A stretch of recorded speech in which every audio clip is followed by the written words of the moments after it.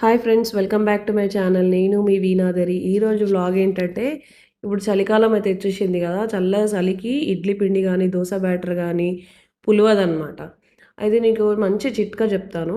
మంచిగా పొంగు వచ్చి మెత్తగొస్తాయి ఇడ్లీలు కానీ, దోసలు కానీ మంచిగొస్తాయి. అయితే ఇడ్లీ బ్యాటర్‌ని పొంగలేదు కాబట్టి నేను ఒక బౌల్ తీసుకున్నాను.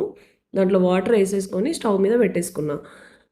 అది మొత్తం మునిగేటట్టు వాటర్ అయితే పోసుకోకండి. కొంచెం డబ్బా కొంచెం మునిగేటట్టు వాటర్ ఏసుకొని స్టవ్ మీద వెలిగించేసుకొని కొంచెం వేడి అవ్వాలనమాట. అట్లా ఆ విధంగా వేడి అయితేనే మరీ ఎక్కువ కాగబెట్టుకున్నామనుకో ఆ బౌల్‌లోనే ఇడ్లీ తయారైపోతది.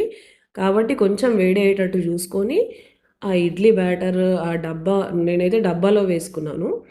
ఆ డబ్బా దాంట్లో వేసేసుకొని మూత పెట్టేసుకొని పక్కన పెట్టేసుకోవాలి ఒక 10 మినిట్స్ వరకు. దాని తర్వాత తీసి చూడాలి. ఒక హాఫ్ అన్ అవర్ తర్వాత తీసి చూడాలి. పొంగలేదనుకో కొంచెం ఒక 10% పొంగినట్టు నాకు అనిపించింది ముందు దానికంటే గూడా. అయితే ఇంకా కొంచెం పొంగితే మంచిగా మెత్తగొస్తాయన్నమాట. మళ్ళీ సేమ్ ప్రాసెస్ స్టవ్ వెలిగించుకొని, మళ్ళీ అదే బౌల్‌లో వాటర్ ఉన్న బౌల్‌లో మళ్ళా స్టవ్ వెలిగించేసుకొని, మళ్ళా ఆ బౌల్‌ని స్టవ్ మీద పెట్టుకొని, మళ్ళా మంచిగా వేడయ్యేటట్టు చూసుకోవాలి. మరీ ఎక్కువ కాగబెట్టుకోవద్దు. ఇట్లా చేత్తోని చూస్తే వేడవ్వాలి. మళ్ళీ ఆ డబ్బా పెట్టేసుకొని నేను పక్కకు పెట్టేసుకున్నా.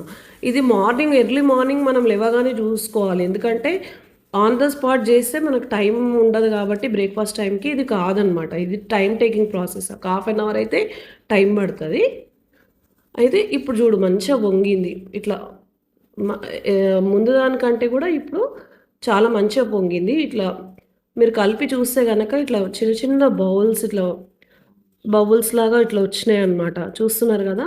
సో, ఆ విధంగా రావాలన్నమాట. ఆ విధంగా వస్తే మంచిగా బీట్ చేసి ఒక 5, 10 మినిట్స్ పక్కన పెట్టేసుకుంటే మంచిగా పొంగుతది ఇంకా 10 మినిట్స్ తర్వాత.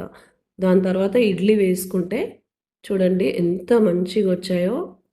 అంత సాఫ్ట్‌గొస్తాయి. టేస్టీగా అయితాయన్నమాట. ఈ చలికాలంలో పొంగదు గాబట్టి, ఈ ప్రాసెస్ మీరు చేసి చూడండి. ట్రై చేసి చూడండి. మంచి చిట్కా ఇది. డెఫినెట్‌గా మీరు ట్రై చేసి చూసి నాకు కామెంట్ బాక్స్‌లో కామెంట్ రూపంలో మీ చేశారో లేదో తెలియజేయండి నాకు. Okay friends. ఈ ఈ టిప్ మీకు గనక నచ్చితే లైక్ చేయండి, షేర్ చేయండి, సబ్స్క్రైబ్ చేయండి. Bye friends.